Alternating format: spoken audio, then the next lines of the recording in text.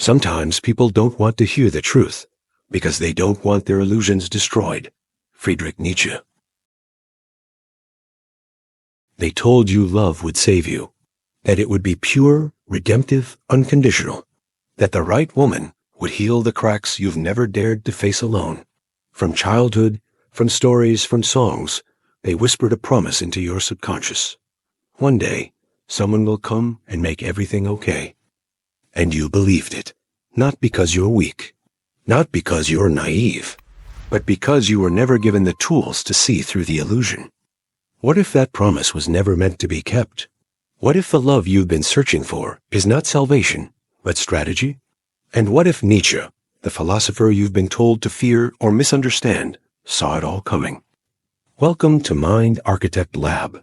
Today, we dissect the question, are women truly what they seem, or have we, as men, meticulously built an illusion around them? An illusion that keeps us blind and emotionally dependent. Nietzsche didn't write fairy tales. He wrote with a scalpel, cutting through masks, through the emotional comfort zones we build around our egos. And when he looked at love, at women, at the way we relate to each other, what he saw wasn't pretty. It wasn't polite, but it was real. And most of us, especially men, still aren't ready to hear it.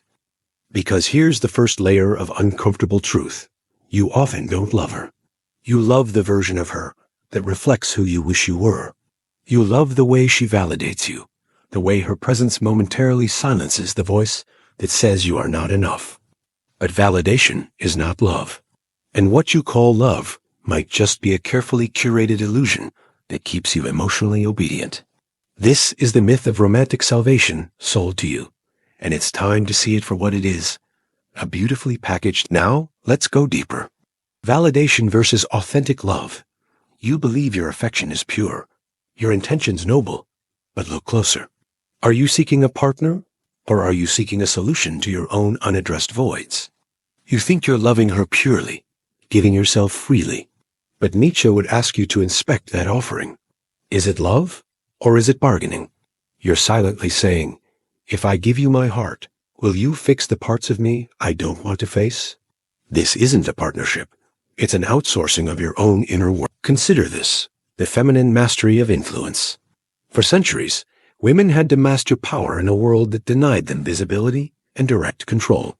They weren't given swords, so they learned to fight with silence, with suggestion, with an intuitive understanding of human nature. They weren't offered overt control, so they mastered influence. Not because they are inherently manipulative, but because they were forced to operate from the shadows while men claimed the light. And that's where the modern man still fails to see clearly. You mistake strategy for softness. You confuse adaptability with innocence. You think she's fragile. You think her love is unconditional. You think her tenderness is mere purity.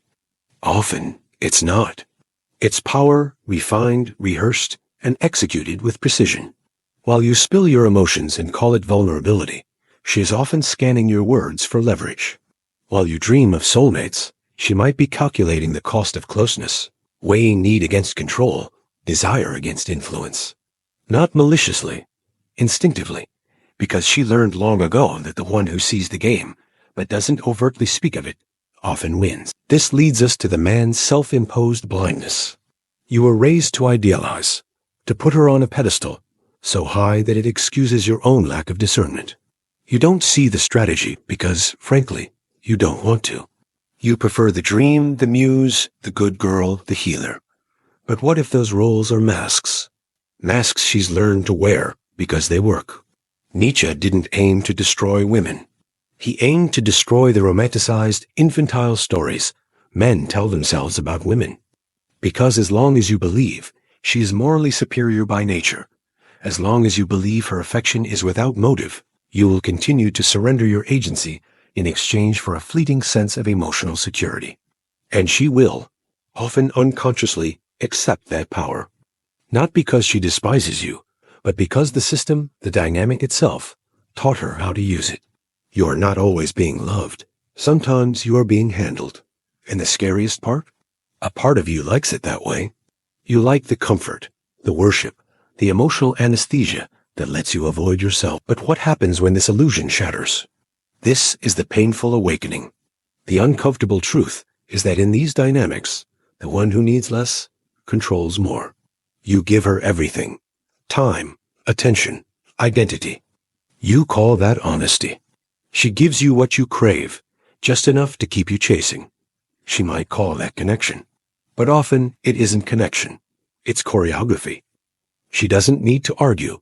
She needs only to suggest. She doesn't need to demand. She needs only to desire.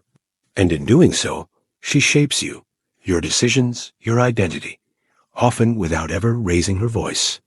You call her mysterious because you don't understand her. You don't understand her because you've never questioned your own myths. You still think love is about unconditional unity. She often knows love involves leverage. And when she pulls away, it haunts you.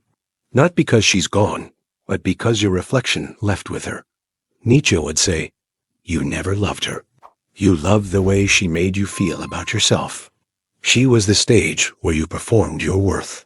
Now the stage is gone, and you're left with silence, and the truth. She didn't deceive you. She simply stopped playing the role you wrote for her. You didn't see her. You saw your idea of her.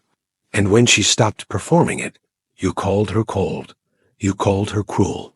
But maybe the real betrayal was yours, for loving a fantasy and expecting a human being to live inside it. Nietzsche didn't condemn women. He condemned men who refused to grow up, who wanted muses instead of mirrors, who begged for angels instead of daring to face human beings in all their glorious, terrifying complexity. If you're ready to stop blaming her, then you're ready to look at yourself, not with guilt, not with shame, with clarity. And from clarity, something radical can begin. Not the end of love, but its transformation. You live in a world where love is sold as mutual surrender, but often practiced as mutual leverage, where vulnerability is branded as a virtue, but can be used as currency. The moment you realize this, you either grow up or you break down. Most choose to break. They go back to the myth. They look for another muse, another emotional performance partner. They say, this time will be different, but it won't, because the roles haven't changed, only the actors have. Until you stop needing her to play a part, you'll never meet the person behind the mask. And more importantly, you'll never meet yourself. What happens when the mask is gone? When you stop seeking roles and start seeing reality, you begin to notice what was always there. Not manipulation for its own sake, not malice, but often instinct. A woman, historically aware of her lack of institutional power, mastering relational power instead, not because she wants to control you, but because this was, for a long time, the primary power she was allowed to cultivate and wield. So ask yourself, not if she's ready to love you. Ask if you're ready to see her without the myth, because only then can you truly see yourself. And only then does love stop being a story and start becoming a revolution. If this opened your eyes, if it made you uncomfortable in a way that felt true, then share it, like it, and subscribe to Mind Architect Lab. Not for entertainment, but because you're done with illusions and ready to see things as they are. If this transformed you, even a little, help it reach someone else who's struggling with the same realities. Master your mental blueprint. Stay sharp.